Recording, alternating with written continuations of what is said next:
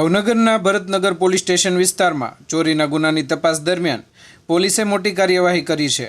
પોલીસે ચોરી થયેલી એક્ટિવા સાથે 2 શખ્સોને ઝડપી પાડ્યા છે। પોલીસને બાતમી મળી હતી કે ભરતનગર પોલીસ સ્ટેશનમાં નોંધાયેલા ચોરીના ગુનામાં ચોરાયેલી એક્ટિવા કૌશલ ઉર્ફે કૌલો ભોપાભાઈ ચાવડા અને અન્ય એક શખ્સે ચોરી કરી હતી।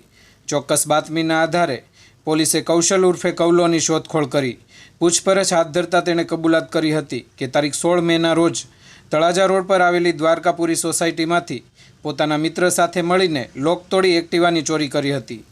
આ ચોરાયેલી એક્ટિવા નારી ચોકડી પાસે આવેલા ગોડાઉનમાં રાખવામાં આવી હોવાનું સામે આવતા પોલીસે ગાડી કબજે કરી હતી। પોલીસે કૌશલ ઉર્ફે કૌલો ભોપાભાઈ ચાવડા અને વિશ્વરાજસિંહ ભીખુભાઈ સોલંકીને ઝડપી પાડ્યા છે। પોલીસે હોન્ડા કંપનીની GJ05 MW 7452 નંબરની એક્ટિવા અંદાજિત ₹45,000ની કિંમતનો મુદ્દામાલ કબજે કર્યો છે।